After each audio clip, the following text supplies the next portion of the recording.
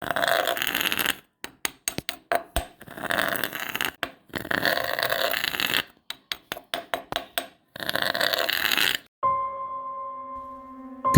kaibigan? Patayin ang ilaw, isuot ang iyong headphones at siguraduhin na kalakpang mahigpit ang iyong pintuan. Dahil ngayong episode, hindi lang basta multo ang ating haharapin. Ito ay isang aswang na nagmula sa madilim na riles at eskinita ng Japan. Ako po si Deo, ang inyong host. Tara, makinig ka muna kung matapang ka.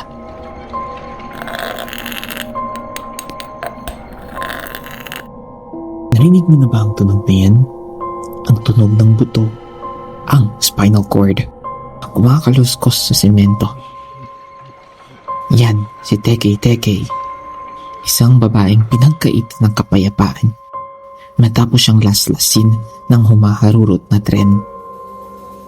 Isipin mo ang sakit, ang lamig ng riles habang pinapanood mong humihiwalay ang kanyang mga binti sa kanyang katawan. Ngayon, gumagapang siya sa gabi. Wala siyang ibabang bahagi ng katawan, kaya't ang kanyang mga siko ang nagiging paa. Papalapit sa iyo. Huwag kang lilingon dahil kapag nakita mo ang kanyang mga matang punong-puno ng dugo at galit, wala ng urungan. Akala mo matatakasan mo ang isang nilalang na gumagapang? Nagkakamali ka. Kaya kanyang habulin dahil kasing bilis niya ang isang sasakyan.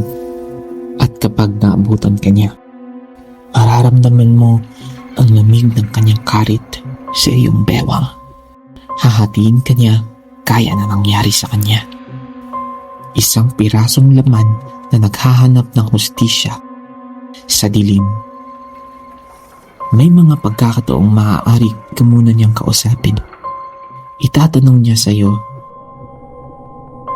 nasaan ang aking mga paa? Pero, makakasagot ka pa ba? O ang tanging lalabas sa bibig mo ay ang iyong huling hininga?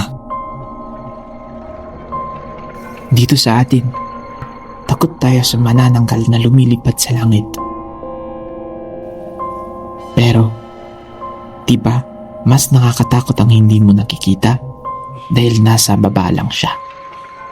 Nagtatago sa ilalim ng iyong kama o sa likuran ng iyong upuan. Kaya ngayong gabi, pag may narinig kang kumakaluskos, huwag kang titingin sa baba.